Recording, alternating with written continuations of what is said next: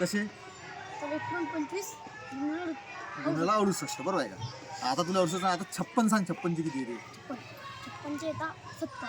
Very good. 56ची किती येतात? 70 येतात.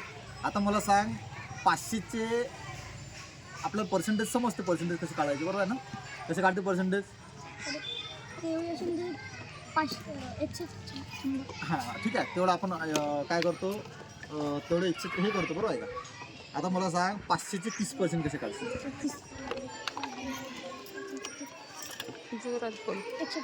100 कसं काढलं? 500 गुन्ह्याला 30.100. Very good. 30 भागाला 100, बरोबर आहे का? हां. आता त्याच्यानंतर मला सांग तू 400चे 120% कसे काढशील? 120%.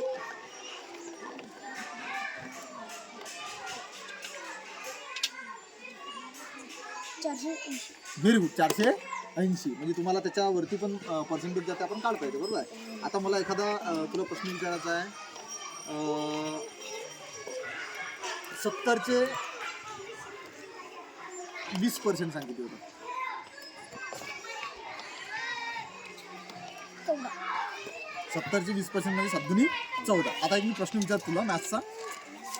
माणसाने एक टेबल 250ला खरेदी केला आणि त्याच्या दुरुस्तीसाठी व पॉलिशसाठी 150 रुपये खर्च केले. ते त्याने 500 रुपयाला विकले, बरं आहे का? तर त्याच्या नफ्याची टक्केवारी काय असेल?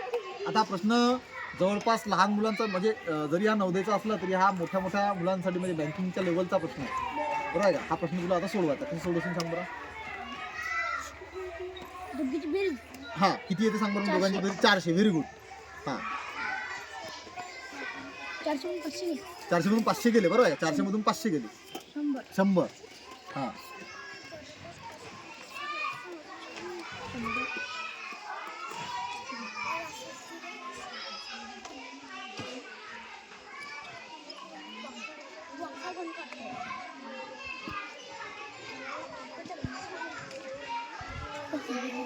हां 100, बरोबर आहे का? आता 400 मधून 400 झाली त्याची कोणती खरेदी किंमत, 500 कोणती विक्री किंमत झाली, बरं आहे का? 400 मधून 500, 500 मधून 400 गेले 100 रुपये. 100 रुपये काय झाला? त्याला नफा झाला, बरोबर आहे ना? 400 रुपयाला खरेदी केलं, 500ला विकलं. ज्यावेळेस तुम्हाला टक्केवारी कोणती काढायची, नफ्याची टक्केवारी काढायची असेल तर त्यावेळेस काय सांगितलं तुम्हाला? बेस पकडायचा. कोणता? जो पहिला असतो तो. जो कोणता? आता 400. 100 भागेला 400 किती होतील? 4. 1/4 म्हणजे किती पर्सेंट? तर 25%, बरोबर आहे ना? म्हणजे किती टक्के होतात? 25% होतात. समजलं का?